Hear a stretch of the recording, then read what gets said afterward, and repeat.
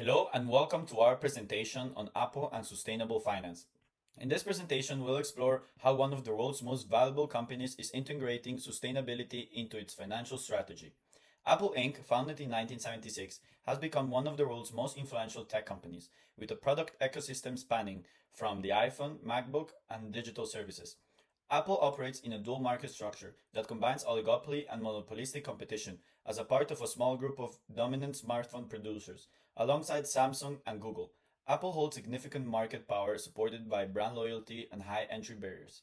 At the same time, it competes in a differentiated market where brands offer unique features, placing it within a monopolistic competition framework. This hybrid market position increases Apple's influence and responsibility in meeting environmental, social, and governance expectations. The company is often praised for initiatives such as carbon neutral operations and renewable energy use. However, it continues to face criticism over supply chain transparency and labor conditions. Apple's global visibility and dominant position makes its ESG performance particularly significant. This report examines whether Apple's environmental and social initiatives translate into consistent measurable impact or if challenges remain between stated goals and actual practices. So moving on to the environmental aspect, Apple is positioning itself as a global leader in corporate sustainability, with its main goal being to be carbon neutral across its entire supply chain and product lifecycle by 2030. For now, Apple powers all its stores, offices, and data centers with 100% renewable energy, and over 300 of its suppliers have also committed to that. The following data will show how Apple is progressing towards that goal. We have used a dataset which was supplied by Maven Environmental Challenge, and we used Tableau and RStudio to visualize Apple's progress towards their goal. It contains details of Apple's total emissions from 2015 to 2022, as well as breaking that up into different categories. So first up, we have a blue line which shows Apple's total emissions, and from 2022 onwards is the future trend line, which shows a steady decrease up until 2030. So total emissions have nearly halved from 2015 to 2022, and comparing the two lines, we can clearly see Apple exceeded the expectations and then broadly aligned with them by 2030. So in this graph, we've used a normalized value on the y-axis to allow us to compare these two variables with very different scales. And so one here is, highest value goes to 1 and the lowest value goes to 0. And we calculated this using the formula shown on the slide and doing the calculations and graph plotting on RStudio. So the trend that we can see is as emissions decrease, market capitalization increases. So to further quantify this relationship, we then set up a correlation coefficient, and we got that to be minus 0.75, which shows strong negative correlation, which further supports this trend. And then we applied a simple linear regression model using RStudio, and we found that the equation is market capitalization equals 0.72 minus 1.004 times emissions. So this also indicates a strong inverse relationship, since for every unit decrease in normalized emissions, the normalized market capitalization increases by approximately 1.004 units. So the model also gave us an R-squared value of 0.563, which also supports this trend. And now on this graph, we can take away the main point is that the average carbon footprint rose until around 2019 and then started declining. So 2021 marked a huge turning point for the company, since Apple managed to double their storage while reducing their average carbon footprint by around 10 units. So here, looking at Apple's products, the iPhone X, so in 2017, had the highest average carbon footprint with 79 units, whereas newer models like the iPhone 15 only had 56 units of emissions, showing a visible decrease in footprint, which illustrates Apple's commitment towards their goal. So in this pie chart, we can see that manufacturing dominates emissions around 157 million, followed by product use. So these two areas combine and contribute around 93% of Apple's total greenhouse gas emissions. And if Apple wants to further reduce their greenhouse gas emissions, they should focus on improving manufacturing. And we suggested a few improvements of either switching suppliers to those who use renewable energy, or using low carbon materials, or minimizing waste in production. And finally, looking at this chart, we can see product life cycle emissions by Apple account for the vast majority of the GHG emissions each year, and that is compared to the corporate emissions. And looking at corporate emissions, they even turned negative in 2021 and 2022 due to the carbon removals, which are greater than the emissions themselves. In this section, we talk about the positives and negatives of three categories: labor and supply chain ethics, equity and fair trade, and the premium and social aspects of Apple. Starting with the positive news within the Apple's labor and supply ethics, as Miles mentioned earlier, according to Apple CEO Tim Cook, the company aims to achieve carbon neutrality across its supply chain by 2013 and maintains strict suppliers' guidelines to uphold labor rights. On the negative side, Apple supplier Foxconn induced their employee to excessive overtime work and used a temporary workforce exceeding the 50%, violating the 10% cap set by the Chinese labor law.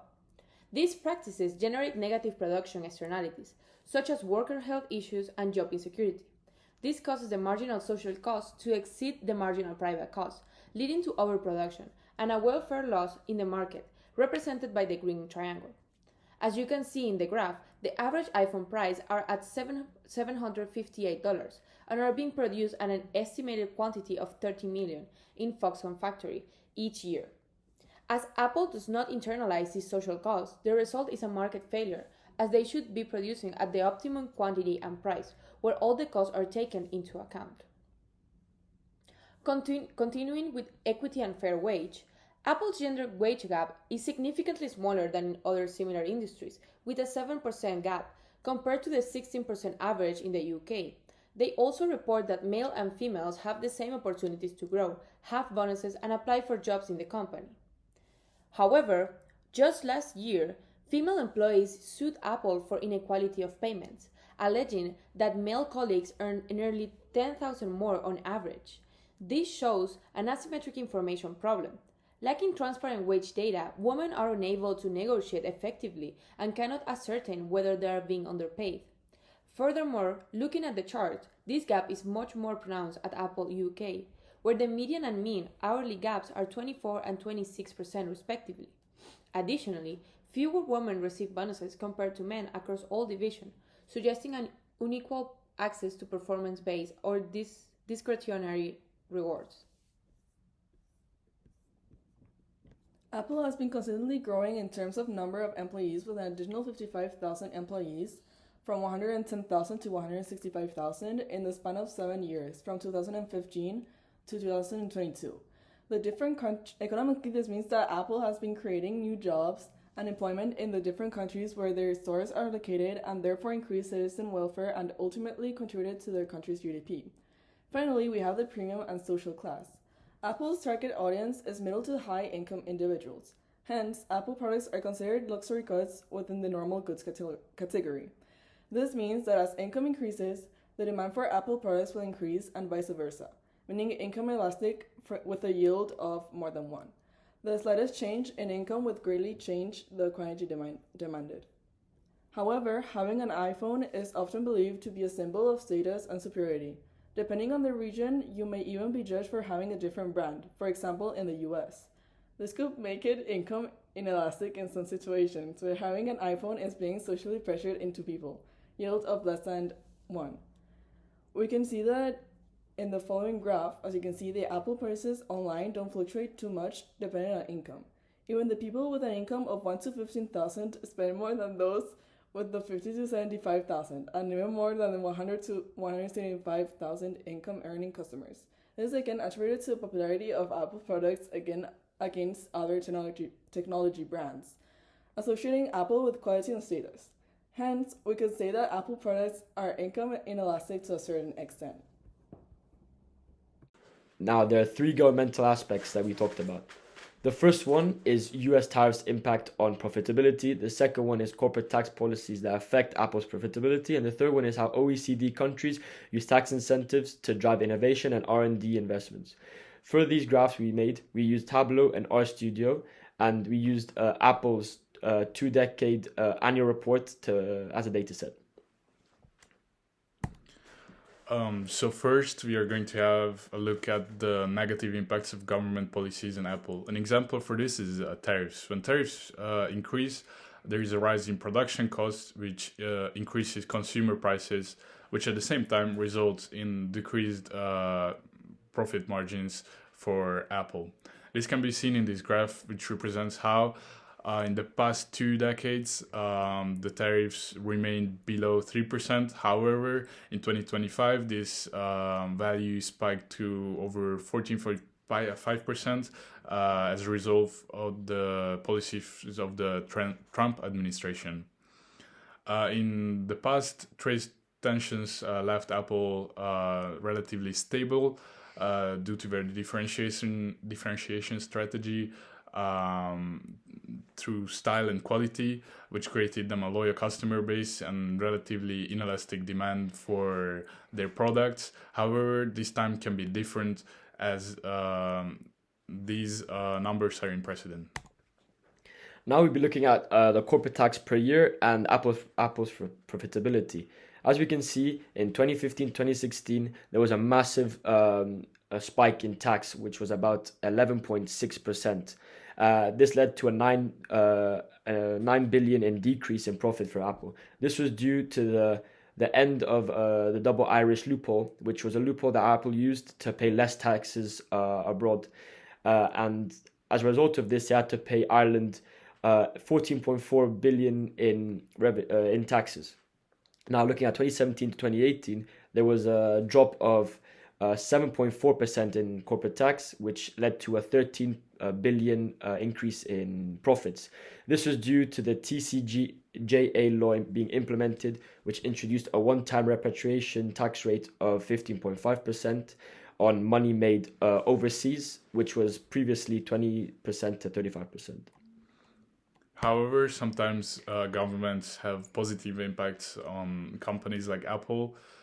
For example, in the OECD region, tax subsidies for large and profitable companies encourage innovation and R&D spendings, which is shown in this graph. We can see that through the past 2 decades, subsidies have been steadily rising from 4.5% to 13% in 2025. Which resulted in an encouragement for Apple to spend more on their innovation, which increased from less than 1 billion in the 2000s to more than 30 billion in 2025. And in general, 55% of support for innovation in the OECD region comes from tax subsidies. So this is a general pattern which can be implied for many companies. In conclusion, we have made the following insights from the graphs that we have produced by using tools such as RStudio and Tableau to analyze the data. From the environmental data, we can see that Apple is on track to reach their sustainability goal of carbon neutrality by 2030, which in turn will increase financial performance due to the correlation of market capitalization with emissions. Apple proves that environmental responsibility and business growth can go hand in hand. Apple has faced several social scandals that have negatively impacted its brand reputation and public perception. However, the company has begun taking steps to rebuild its image by investing in various social and ethical initiatives, as already mentioned. Despite past controversies, Apple continues to be seen as a luxury brand known for high quality and a premium customer experience. Governmental policies have a tremendous effect on Apple's operations. Subsidies provide resources for the company to invest in innovation. On the other hand, taxes, tariffs, and antitrust legislations cause difficulties and challenges for the corporation. Thank you for your attention.